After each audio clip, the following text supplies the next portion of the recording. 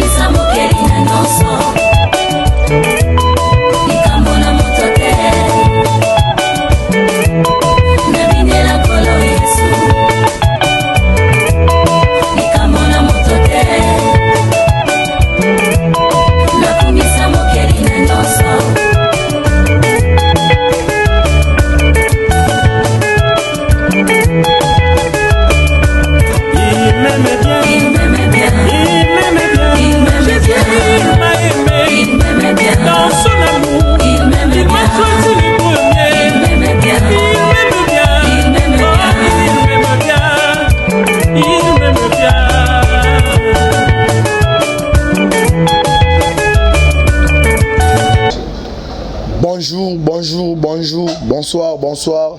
Tu peux savoir bonjour na ba o bazali na tongo na ba après-midi. Bonsoir na ba bazali déjà pourquoi parce que awa partout dans le monde besoin na biso, ba bazali en Océanie, bazali à niveau ya Amérique, o bazali en Europe, o bazali na niveau Afrique sans oublier ba o bazali na kati ya République démocratique du Congo. Mbote na bino nzambe ya battre la bino.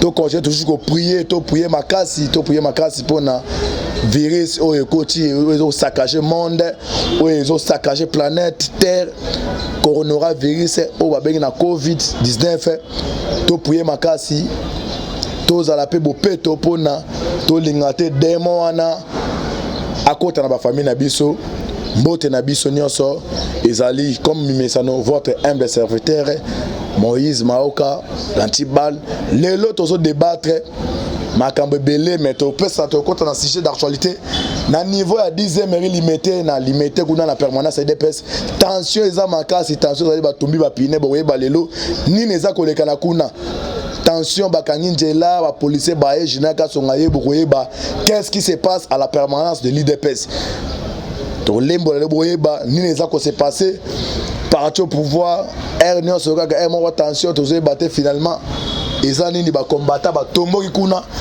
to kosola bientôt ba awa et puis trop pesa histoire qui a manqué entre relation ya États-Unis na RDC boye ba américain ba contribuer na niveau ya RDC pourquoi ba linga toujours ko céder RDC to débattre les lots na ndeko na bino Moïse Maoka Kantibal na pesi mbote na cameraman Nini John dans battre na ba ndeko nyonso la face laisser beaucoup tabo s'abonner o baza ko tuna pona ko cliquer pona ko s'abonner au compte na YouTube o beti la voix laisser au coach o s'abonner mbote na bino tension na kati ya permanence ya IDPS tension za makasi nini za ko se passer ko na permanence ya IDPS to kolanda awa to yeba na nini za ko se passer ya IDPS l'air présent Tshisekedi o aza chef de l'état akoye mukonza mboka konso mboka epesi interdit donc concept interdit que non soki ondimi osasime ozala aussi d'apport à niveau ya institution ya l'état donc jamais kozala na niveau ya institution ya l'état ozape na kati ya fonctionnement ya parti politique yango no mon air président Tshisekedi oza actuel chef de l'état akomi mukonza mboka esengelaki akabwana na ba charge wana comme aza comme chef de l'état moyen ozo souté atira kozala président ya parti politique IDPS yango esengelaki akabwana na okabwana wana apesa ki na obengi mandat spécial na mwana mboka Jama Kabundu comme azala président AI ya parti ya IDPS.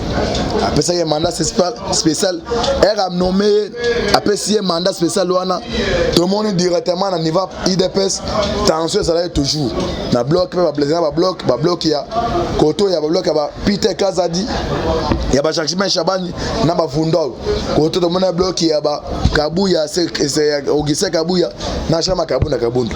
Après on a attention à Kitaki. Tu comme on a su que non va passer la nomination Jama Kabundu. On va passer un mandat spécial. On va ça que jouer pour intérim à présent AI. Il peut nommer le secrétaire général AI Augustin Kabuya. Tout le monde a sous tension sur ma case toujours dans le même bloc parce que il va passer un mandat spécial. Moi selon ma loba ya bateau ya musu ya Jacques Chabani na Peter Kazadi. Non comme ça a eu mandat spécial a jouer intérim et c'est interdit il peut nommer secrétaire général. Donc a nommé qui Augustin Kabuya comme secrétaire général AI. C'est ça dengue tension ezaki bongo. OK. Donc ezaki bongo donc ça dit ezaki bongo. Donc va passer la nomination d'abord ya Jama Kabundu président PC mandat spécial Jama Kabundu peut n'attaquer AI a nommé le secrétaire général AI Augustin Kabuya attention ça qui bon to fa siko actuellement ni neza ko se passer na 10e mairie limité lobi to moni circulaire bimi mukanda mo bimi oyo le président AI ozo qui mandat spécial ya secrétaire général ya président de la République Félix Tshisekedi a nommé directive ya sikana niveau ya CEP ezali commission électorale indépendante ya parti donc eza organisé habilité pour na makamta ma ponami muto azaye kuna o azaki nomination ta président CEP ezaki mwana mboka Jacques Chabani. Alors l'obito moni sekele ebimi o que non le président Jama Kabundu président a IDPS a suspendre a nommer mutu mususu ya o moni lo na tongo to moni ba combattant o to bengi ba force de progrès ba yaki wana ba tumi ba pine oyo tension ça qui m'a cassé na tension à tout monde présence la général Kasongo c'est ça où c'est passé au niveau limité soit tout on a tout papé bande qu'on a vu ça IDPS boye ba kena pa normal ou ça sérieux ceux qui bazo confier mon conjabino gestion pas c'est papier de soutien pour na diriger beaucoup il faut pas na catch à partir na ebola ça exemplaire les faits ya ko bunda IDPS autozo ibaté côté na niveau IDPS bo bunda bino na bino côté entre Kalisha et Akash bino IDPS na INT olongo na côté FCC kuna mais finalement IDPS sango finalement nyonso wana eza malamu te boza ko salir image ya IDPS baza ko salir image ya mokonja mboka parce que ba bo pesa port d'entrée na bande ko ala muka na bande ka FCC na bande ko Kameke non ba okende kuna parce que lobbying eza bon que non tala parti au baza na pouvoir bango moko d'abord président na bango aza incapable ya koluka koyokanisa bango do botika biloko wana bon appliquer test à partir les linges sales cela va pas en famille et ça normalement un autre monde a moro batumba piné et ça malamu te to senga na boza ba mikolo bo sanga na sengi na mwana mboka Augustin Kabuya ba ça le secrétaire général to senga na mwana mboka Jama Kabundu to senga na mwana mboka Jacques Chabani dernièrement tout le monde a dans la conclave tout le monde a bien tout bozaka ensemble mais tout ni nango s'est passé au sous le loba piné tout moment non so wana image zo bima mabe eza image à partir IDPS et puis mutata chef d'état ils allaient muta partir IDPS eza mala mutebo changer parce que bozo continuer boy boko risquer na bo ça langage manko diplomatique ya bandeko bazo ke libanda kuna ke non tala boko matake erreur ya ko soni partir wana ye moko na kacha ndako na ye aza incapable d'abord yako bongisa parti naï c'est ça où ça conseiller soit ni pas IDPS mais petit à petit tension ezokita toyeba suite fait suki ndeni mais ba pine tumbamaki bakanga permanence to mon général Kasonga yewana pona ko brûler ba pine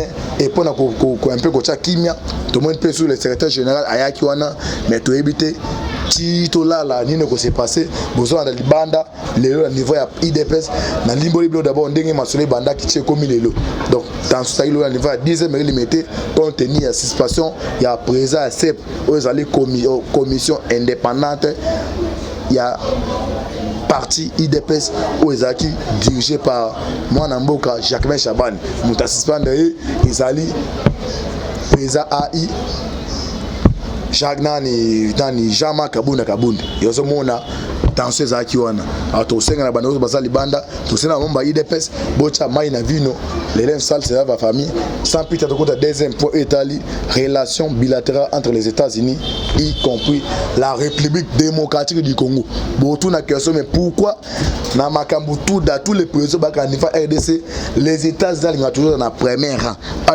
d'abord histoire tozap tokewap avant de côté histoire oyo to aborder c'est mon qui a dossier ya ba trafic à manganèse qui dernièrement awa débat moko yoko les canaux réseaux sociaux que non ndenge nini les katisekedi les katereza Christian Tshisekedi azo sa trafic ya manganèse ndenge nini mais awa eza ndeko comment quoi tu ça biso audio abengi biso atongo ya za niveau ya est na kolobate parce que commentaire na nga bo mona bakisi makamena otie la bino we bandeko wana tongo awa abengi nga pona témoigner we bana niveau ya est banda 1995 banani basala ka trafic ou abengi trafic ya dini ya trafic ya manganèse ezali na maboka nani na osenga na ndeko cameraman na opusa miko bolanda awa ndeko abenga za partie ya S kuna Nord Kivu boye ba ya lobini pona makametali trafic ya manganèse au bato réseaux sociaux bandeko musu ba kize c'est comme sokoza leki ya mokonza mo keza interdit ya kosala tadini coopération à moins que ça illégal mais ça illicite mais ça va normal pourquoi on be yoka ngana commenter boka message oyo ndeko da biso a partir S abenga ki biso boyoka ye alobinini pona makambetali ya trafic ya manganèse tolanda awa tolanda aza kotiela bino toyoka commentaire na ye boyeba je pense que dans le bimbo de l'éducation parce que c'est bolanda de quoi benga partie ya à niveau ya Nord Kivu a bengi pona makambetali ya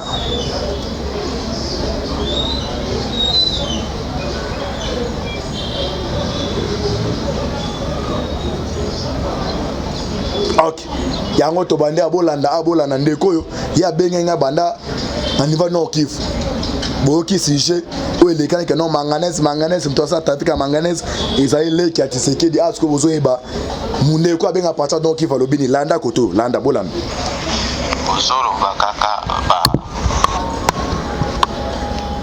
boeski c'est ça appel boyoka ndeko ya za Nord Kivu atangi bakoma bato bosa trafic manganèse boye parce que ba nationalité na bango yo congolais kindoki ozala ngwana oliko loba bolanda ande bolanda ndeko bana ya Tshisekedi boto na ngai barwande oyo ba sala ba trafic ya manganèse na Nord Kivu na Masisi ngana zaki na bango ndenge bazosala yango bazoli yango mwana Tshisekedi aza congolais ko aza na droit ko sala biloko alingi na pays yaza Rwanda te aza mwana na biso mwana ya Congo otika ya sala makambo na ya ba manganèse soki azosala yango aza congolais neti ba congolais mosusu kwa nini ba Rwanda baza ko sala ba trafic wana bo babalo bakabango te tala mwanga chuchu. Ok, nazo continuer oki komba tang mwanga chuchu ya za sujet rwandais aya uta na niveau Rwanda za basé à niveau ya est kuna ya za sala Afrika ni manganèse mwanga chuchu boka nkomo mwanga chuchu na continuer bolanda aza mutusi ya Rwanda mais aza na société kuna si azoa société ya somenki c'est comment yabe tala nani président wa assemblée na parti président assemblée ya Nord Kivu kombo nae Seninga Abishuti yepe aza président ya assemblée provinciale Nord Kivu Seninga Musudi yepa sa trafic ya manganèse yepe Rwanda landa sala makambo wana ya ba manganèse nani moto alobela kabango botika biloko alobilo bela pona ba congolais botika ba congolais bali ya biloko na bango nzambe nde apesa bango bato baloba mingi te esengeli kaka basala pona seki babimisa nde ba Rwanda wana ba na tawa na babimisa bango na ba gouvernement kutu batika ba trafic ya maminere na biso nazeli suite bopesanga suite ya bilobelo na pesi bino ba information. Ok. J'espère que Bolandi de quoi abengi biso à partir Nord Kivu ya fande kuna bike non na Kivu wana mwanga chuchu aza Rwandais ya sala ba Afrika manganese donc ero sala ngo tous les pourcentage tout mbongo to ezo ke na Rwanda apa mwanga chuchu abengi so bieza gudini président assemblée provinciale non Kivu ye passa ba Afrika wana tan komori ba komba ngo sati ba komoko ya ba yo sati donc komba pamba yitso sango debela sada ba tabo baza bana sote douter so ye bisanga yi na o abenga mi aza congolais na oyo baza ba Rwandais babana pendant 1995 oyo ezo pourcentage daki atonginda kuna niveau Rwanda ake tout na niveau Rwanda parce qu'on a un congolais dans l'isumu na bino oyo ya mwana ya ndeko Tshisekedi parce que azali ndeko Tshisekedi donc bande ko na biso botika ntema likuna botika kindoki na tshebino video audio oyo abenga na tonga bika non président papa journaliste soko koti awa tela bandeko balanda biso bandeko la face leso balandaka ba actualité politique balanda makambo oyo ba maso beta mata boki mwanga chuchu de kometanga mi yangwana y compris na gouverneur ya président assemblée nationale ya Nord Kivu bango basa ba trafic manganese banda 1995 basa ba entreprise ba kaya kuna oyo se basala ngo tous les pourcentages bakenda kotonga banda kuna niveau Rwanda so yebisanga na congolais na nani do eba biloko wana botireza malamu te na tshebino pona mwamba de wabenga bengebele alors to côté de tout de pour na biso pona nini ba américain balinga kotika République démocratique du Congo te et puis pona nini ba américain balinga raté mutu mususu azwa contrôle ya République démocratique du Congo abolanda d'abord histoire ya RDC et ça est clair d'abord lelo et ça c'est un audio et ça la papa moka bengi ye a bengi à partir à un niveau avant les États-Unis après c'est ba révélation moko ya makasi o apesi wana nazotie la bino a leza toujours tolobi muke totie ba audio oyeba ndenge masolo ezo lekana nazotie la bino ba audio oyeba ndeko wana alobi nini OK to ba d'abord awa erazo benga bandi landa. Bonjour Jean-Claude Moubenga. Je vous ai très bien suivi en direct de tout ce que vous faisiez comme critique envers la marche du pays pour le moment. Mais moi, en tant que votre frère, je vous conseillerais de ne jamais accepter d'aller travailler au pays, même si on vous promettait n'importe quel avantage pour préserver votre vie. Si on vous demandait de travailler là où vous êtes pour le Congo, par le gouvernement congolais ou la présidence de la République, vous pourriez accepter de continuer à travailler là aux États-Unis pour l'intérêt du Congo. Mais n'acceptez jamais de mettre vos pieds au Congo pour aller travailler dans l'entourage, soit du gouvernement, soit du président de la République. Parce que toutes les choses que vous dites là sont des grandes vérités que nous, qui avons déjà un âge avancé à l'indépendance du pays, nous avons vécu dans ce pays jusqu'à nos jours. Alors, ce sont les mêmes situations qui ont conduit Kasavubu à aller mourir qui ont conduit Mobutu à aller mourir au Maroc, qui ont conduit Mosé Laurent à cet assassinat et qui ont conduit Joseph Kabila actuellement à la touche. Ce sont les mêmes situations. Et pour que notre pays avance, nous devrions nécessairement avoir des gens qui connaissent l'évolution population du pays de 60 à nos jours, à côté des autorités du pays. Parce qu'un auteur français, Renard, a dit que tous les siècles d'une nation sont comme les feuillets d'un même livre. Seuls sont les hommes de progrès, ceux qui ont pris pour point de départ un respect approfondi du passé. Nous référant à cette situation-là, nous ne pouvons pas oublier le passé. Le Congo doit même avoir un bureau d'études à côté, un bureau de stratégie qui étudie et cherche à comprendre quelles erreurs est-ce que Kasavubu avait commis pour être remplacé par Mobutu. Et quelles erreurs Mobutu avait commis pour être remplacé par Mosé Laurent. Et quelles erreurs Joseph Kabila aussi vient de commettre pour être remplacé par Félix Tshisekedi. Et si nous avons un bureau de stratégie qui étudie tout cela, c'est alors que le Congo pourra progresser. Voilà les conseils que je peux vous donner, mon cher frère, parce que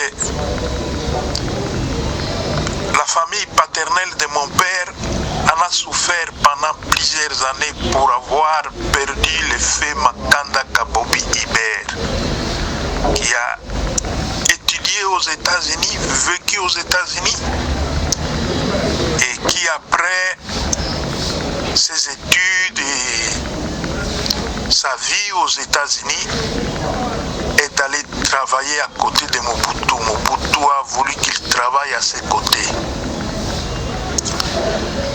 Et il en est mort suite à un empoisonnement venant de l'entourage de Mobutu. Il est mort en 1972 à cause des conseils qu'il a tout fait pour donner à Mobutu de manière à ce qu'il soit en harmonie avec les Américains tout en respectant les processus du développement du Congo. Mais ce type avait été empoisonné et éliminé. Et c'est comme maintenant vous venez de voir que Gilbert Mundela a été aussi empoisonné et éliminé. Et cela ne pouvait pas être le fait d'un...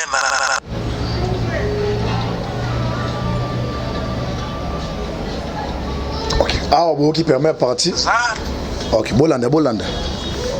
Cela est provenu juste du fait que ce type voulait à tout prix mettre le président sur les rails qui le conduiraient tout droit aux bonnes relations avec les Américains et au développement du Congo.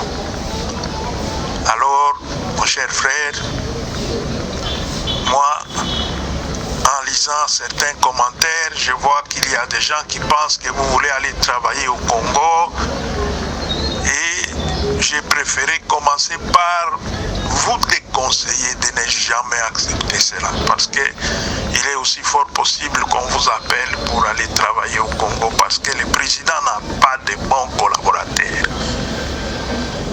Et le président n'a pas de bons collaborateurs. Les accords, même les relations qui sont entretenues au mépris des principes naturels ne peuvent pas conduire aux résultats escomptés. Jamais de la vie. Comment pouvez-vous croire que les gens auxquels les Américains ont tourné le dos, donc la Kabylie, les Américains leur ont tourné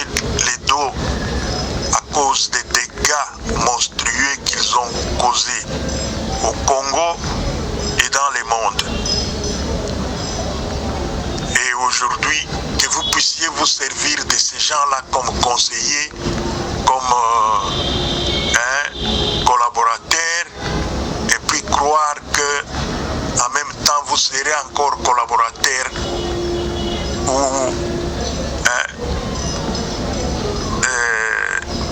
coopérants des Américains. Ça ne tiendra jamais, jamais de la vie. Et tant que les Américains verront ces gens-là à vos côtés, ils ne pourront jamais vous faire confiance. Et ces gens-là aussi, tant qu'ils seront à vos côtés, ils ne vous conseilleront jamais de bien travailler avec les Américains. Ils voudront que vous soyez aussi dégoûtés par les Américains comme ils l'ont été. Voilà la réalité des choses. Ok. Ah ouais. Les gars que les camions chinois venaient de causer à Kinshasa dernièrement, vous croirez que ces dégâts-là, c'est la première fois qu'ils se sont produits. Mais non, ceux qui étaient en Angola ont vécu le pire que ces camions ont causé. Il y a même des lois dans ces pays que toute compétition des Chinois avec les Américains ou les Européens, les Chinois doivent les gagner. Ils vont ça, rien à faire. Parce qu'ils vont toujours présenter des prix hors concurrence. Nous les voyons ici sur place, même au Canada. Vous pouvez chercher un matériel américain ici pour travailler. Eh bien, vous verrez que à l'internet, vous verrez qu'en Chine, ce matériel vous coûtera peut-être 1/5 du prix que vous le trouvez sur place ici au Canada. Par exemple, vous pouvez tenter d'acheter quelque chose qui vous coûte $5,000 ici. En allant en Chine, vous trouverez la même chose à $1,000. Vous choisirez la Chine. Vous choisirez la Chine, inévitablement. Mais vous irez dépenser plus que $5,000, voire même 10 000, 15 000 à cause du mauvais usage de ces matériels chinois. Parce que les pannes à répétition que ce matériel va vous créer, vous allez toujours chercher les moyens de les réparer et toutes ces réparations feront que vous n'atteindrez jamais vos objectifs. Moi, j'en suis victime maintenant. J'ai une plantation chez moi au Kasaï, là-bas, au territoire d'Ilebo, où j'ai planté le maïs depuis 2 ans. Nous avons acheté des tronçonneuses chinoises. Et toutes ces tronçonneuses nous ont créé des ennuis. Sur ennuis à tel point que nous voulions planter cette année 50 hectares, mais nous n'avons planté que 15 parce que les pannes multiples des tronçonneuses de marque.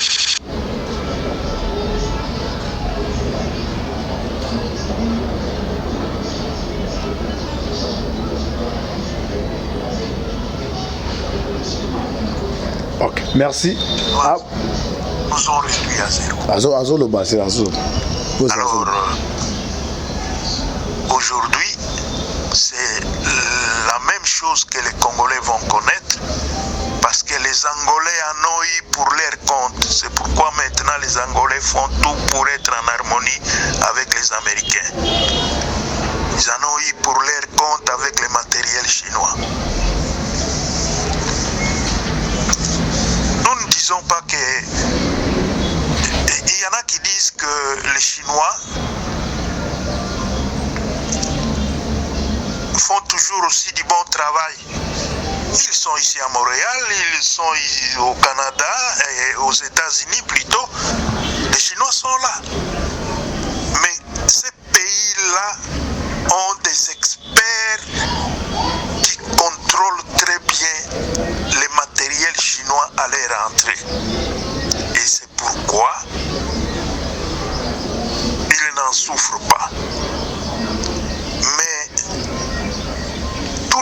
sous-développés où les Chinois ont vendu leur matériel. Mais beaucoup de ces pays pleurent. Ils pleurent. Même les travaux de construction que les Chinois ont fait au Congo là-bas ont abouti à quoi? Donc mon frère, en continuant à parler, eh bien, moi je vous conseille de continuer à parler, continuer à conseiller à partir des États-Unis là-bas. Si on vous écoute, Dieu merci. Si on ne vous écoute pas, il faut vous contenter de la vie que vous menez là aux États-Unis. Parce que si vous allez au Congo avec cette manière de conseiller que vous avez et avec ce désir qui brûle dans votre cœur de voir les Congolais, voir le Congo se développer, vous vivrez aussi les sorts de Makanda Iber comme les sorts de Mandela, et ça ne sera pas bien. Parce que moi j'ai parlé dernièrement que dans un même poulailler, on ne peut pas avoir des coqs. Nous l'avons dit. Nous sommes là, nous sommes sûrs. Moi, c'est depuis 2012 que je sais que c'est Félix qui doit être le président de la République. J'en ai parlé aux amis ici à Montréal et même d'autres aux États-Unis avec assurance. Nous sommes pour Félix. Nous tenons à ce qu'il réussisse son mandat. Mais il ne pourra pas le réussir avec l'entourage qu'il a maintenant. Cet entourage-là est nuisible pour le progrès du Congo. Et peut-être il y a encore une lueur d'espoir du côté Mukuna. S'il parvient à mobiliser le peuple congolais, parce que le peuple, la souveraineté appartient au peuple, alors le peuple sera en mesure de modifier les lois de ce pays, de modifier cette constitution et nous remettre sur les rails. Alors en ce moment-là, nous pourrions bien avancer. Mais tant que nous chercherons des solutions en dehors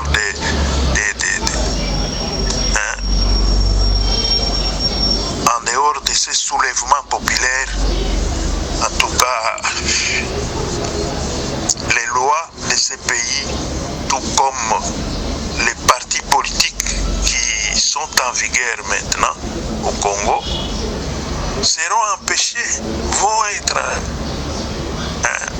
empêchés d'apporter des réels changements dans ces pays. Voilà ce que j'avais à vous dire. Ok.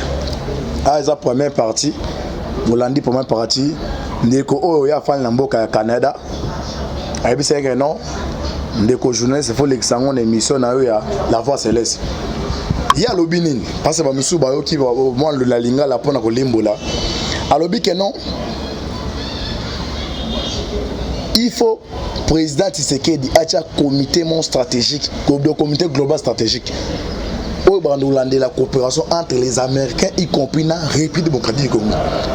Mais le fait que mon entourage à chef d'État, ils entouré na bateau, échoué ça qui Kabila Joseph pour na plan ya Américain, comme le même entourage les zinga na mukonja mboka, bako lingate mutu o akoya na kopesa idée makanisa malamu pour na abongisa relation entre la République démocratique du Congo y compris les États-Unis d'Amérique.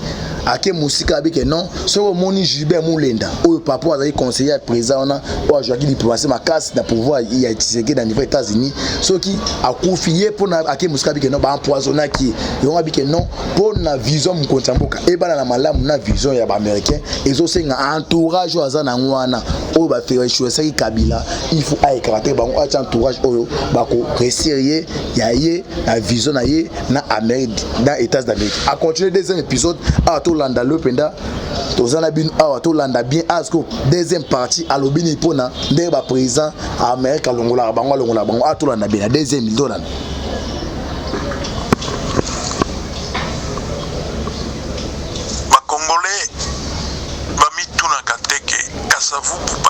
ye coup d'état pona nini bato tomonaka kaka keno bazalaki jaloux parce que agéraki pays malamu yango wana basalaki ye coup d'état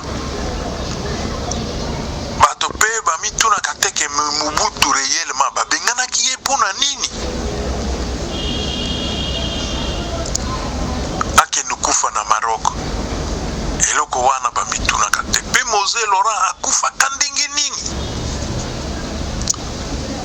mpo baya kotila biso Joseph eye Joseph bakomitunaka bongo te etant ke Congo eza na barichesse oyo ezomona na monde mobimba kaka na Congo toza koriske ke baautorité congolaise bakufaka kaka liwa moko wana bandeko mosusu bakufa biso tozalaki deja bato bamikolo ler Kasavubu azolongwa na pouvoir biso na école secondaire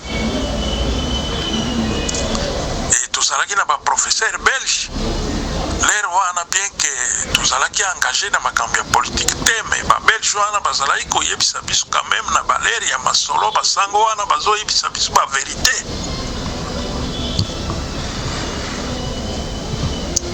erreur Kasavubu asalaki ezalaki kaka ya koétouffer démocratie na pays wana aétouffaka démocratie parce que moto aganyaki baélection ya 65 baélection législative ezalaki nde Tshombe parti politique na ye Konako moto eganyaki baélection brillamment etikalaki sikoyo awa ke badepute base réunir bavoter président de la République pour président azalaki voté au deuxième degré par Assemblée nationale mais avant réunion wana Mobutu asali coup d'état tina nini Mobutu ba-américain bapesaki ye nzela kesala coup d'état ezali parce que au lieu Kasavubu apesa confiance na moto oyo peuple avotaki na moto oyo peuple adesignaki apesaki majorité na ye non Kasavubu a nommé Kimba Evariste premier ministre mpona kocontourner Moïse Tshombe et voilà eloko wana esalamaki au mépris de toutes les lois démocratiques netina Mobutu azwaki raison ya kosala coup d'état wana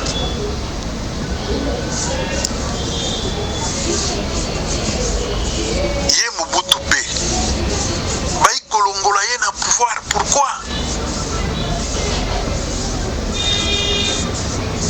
eza ba-américain nde bato bayebisaki Mobutu kamata pouvoir biso toza nsima na yo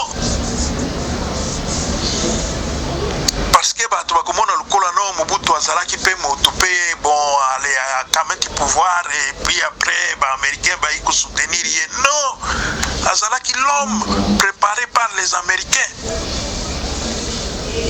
l'air Mobutu Lumumba azolinga konommé commandant il y a forces armées parce que l'air tozwaki indépendance l'air tozwaki indépendance armée etikalaki lisusu na maboko ya babelge bongo l'air Lumumba en tant que premier ministre azwaki ndingisa ya kotia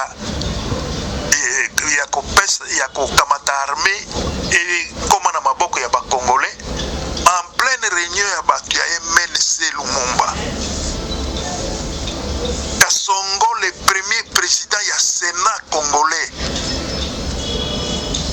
l'air baza kosala réunion banégociation na bango mpona partage ya baposte Lumumba azolinga alingi ke Mobutu akamata commandement ya armée Kasongo atelemaki alobi na ye mon président mwana oyo asi akomi moto ya sia azalaka moto ya sia soki opesi ye commandement ya armée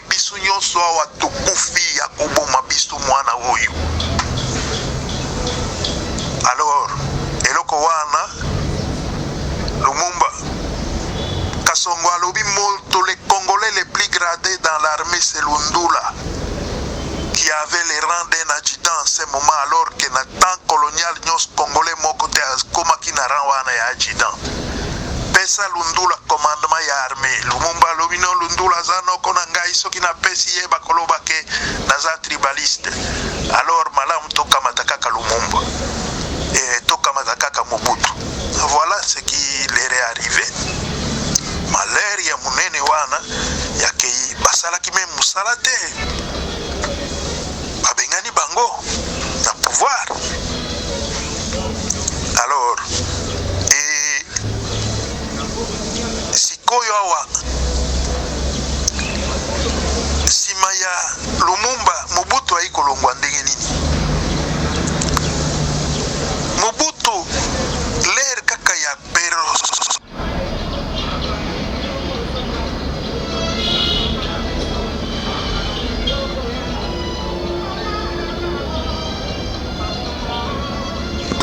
kati perestroika esalemaki babomi miri ya Berlin Gorbachev na États-Unis na URSS na États-Unis bakomi presque bolanda mampapo azoloba bayebisaki Mobutu ke voilà ozalaki wana mpona guerre froide po otia barrière na avancée ya bacommuniste bakota na Congo te bazwa possession ya Congo te lokola sikoyo guerre froide esili démocratiser pays.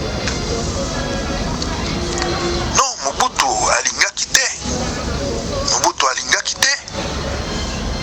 jusqu'à ce que ba-américain batalisaki ye manduki boye ke monsieur bakotraîne corps na yo na balabala yango wana Mobutu ayaki kosala discours na ye le 24 avril 1990 yake comprenez mon émotion. Et puis avec ça batindilaki ye baenvoyé po akoka kondima quand même kotravailler na Tshisekedi pour démocratiser le pays, mais il n'avait pas voulu. Conséquence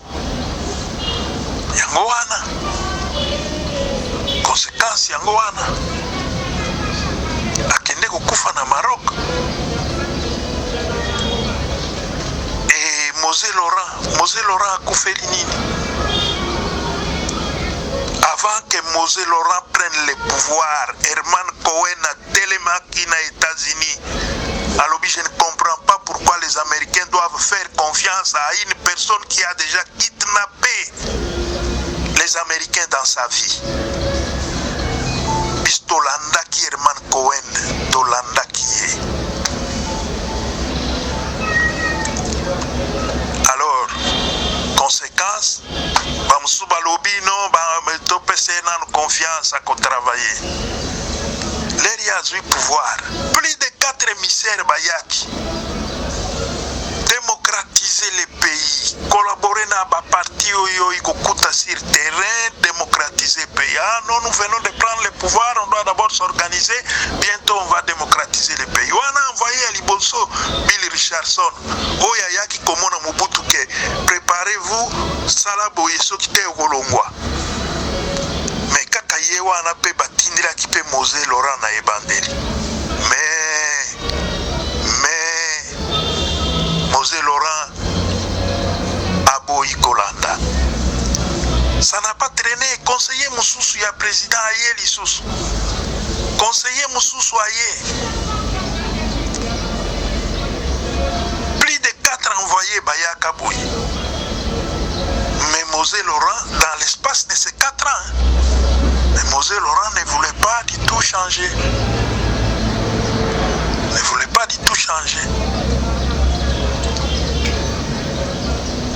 Alors, observateur ya politique ya ba américain ndenge yo Jean-Claude Oza observateur ya munene boy. Ba monaki na États-Unis ba grande multinationale. Ba koteli président Bill Clinton ba yituniye quel est l'état d'avancement de la démocratie au Congo maintenant. avec ce type que vous venez de mettre au pouvoir. Parce que nous avons nos investissements au Congo, nous devons les récupérer.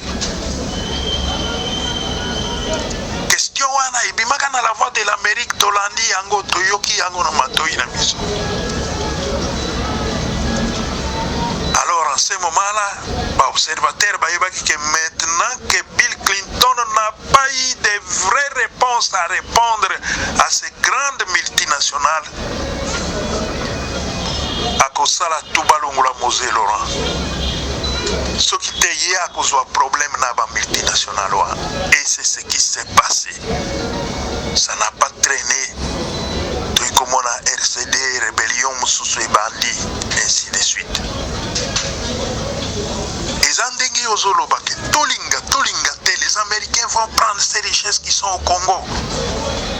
Mais au prix des souffrances des Congolais jusqu'à ce que les Congolais finiront par comprendre que le Kola, Congo est commissaire États-Unis, première puissance du monde. Les Américains bakolinga teke moto mususu azwa Congo po akomisa akoma pe premier na monde le Kola bango. Bakolinga loko wana te. Bakomaka premier po na bombe atomique ya Hiroshima na Nagasaki, iranium wana eutaki na Chinkolobwe na Congo. Alors, yango nde ekomisa bango première puissance. Donc bakolinga teke moto mususu akende kokota en possession ya iranium wana. Non. Et encore sikoyo ba minere ebele bakisami likolo. Non. Bakolinga te. Ok. Bana mboka awa nazo obligé au kata deuxième à lui depto à c'est trois parties. Au première partie, au deuxième partie, la troisième partie, la troisième séquence au kota na mamoto so la ba crime tout ya ba kombo kabila ou élimina to kota troisième séquence Bolanda na ti la troisième partie Bolanda awa. T'as pas mbola bino, à la prochaine. Ciao.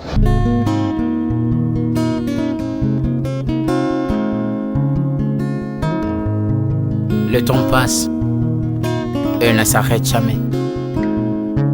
Alors réveille-toi mon ami. Et tout ce qui nous quitte chaque jour, laisse que cela nous serve de leçon. Car à chacun son jour, à chacun son tour. Peut-être demain sera ton tour.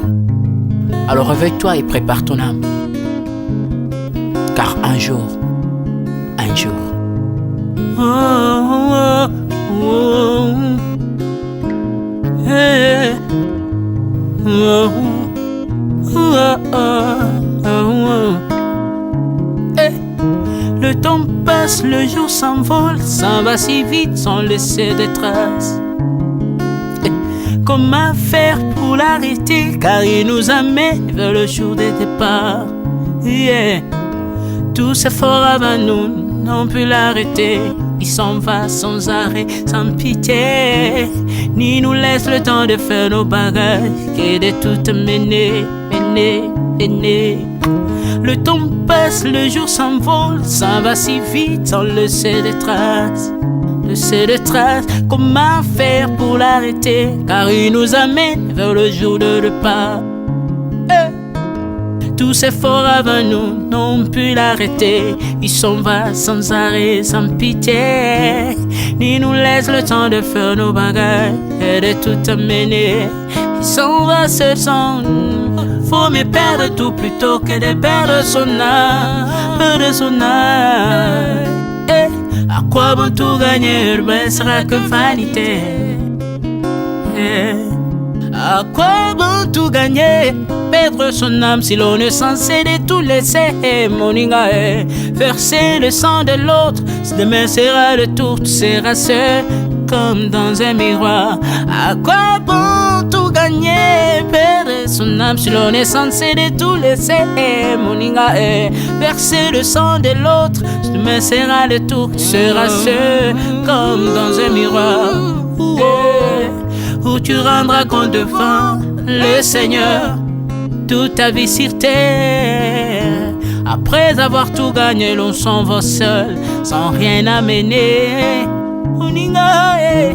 Faut mieux perdre tout plutôt que de perdre son âme.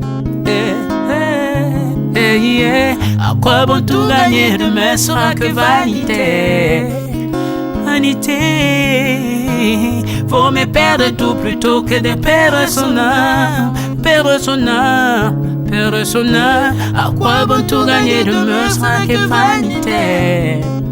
Moninga, Moninga, Moninga, Moninga, tala tangwe koleka Moninga, Moninga, tala bato bako kende. Okosala lolendo na mokili okanisi mokili yango yayo, tala bato bako leka. Tango ekomema nga, tango ekomema, tango ekotika moto te. Bakulutu bayakala basi bakende Moninga, tala tango ekomema. Papi Charles Mombaya si akenda kala. Otango otango eza komema.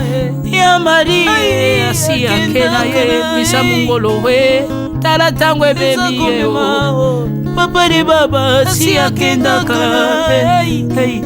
Tango tango eza koleka. Ale moloto si akenda kala. Otango otango eza koleka. Ata Mobutu sese kokukungwendo wazabanga asi akenda kala. Tango eza koleka. Mzee Laurent Désiré Kabila akenda kala. Tango eza koleka. Tango ekotika moto te. Tango ebangaka mokolo te. Liwa bangaka mokolo te. Abangaka peleki te. Abangaka motambongo tayo kaka pe mobola mawate. Liwa tango yaka amemaka moto nyoso moto nyoso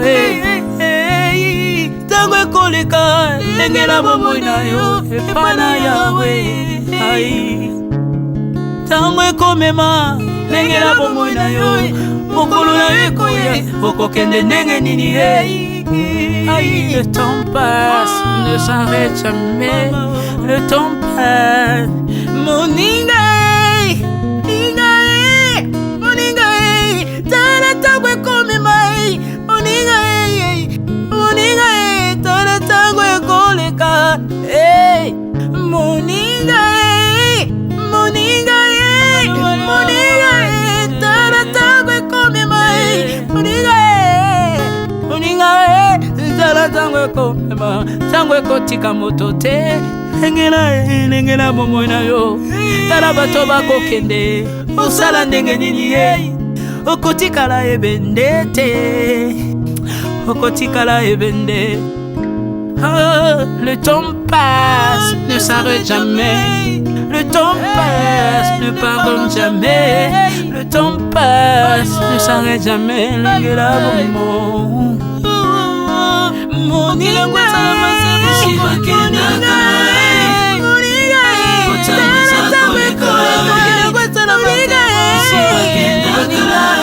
tala tango ekoleka.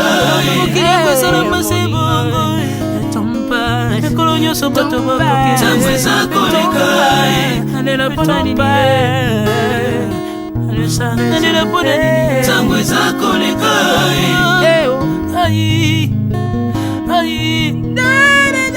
Tango eza koleka.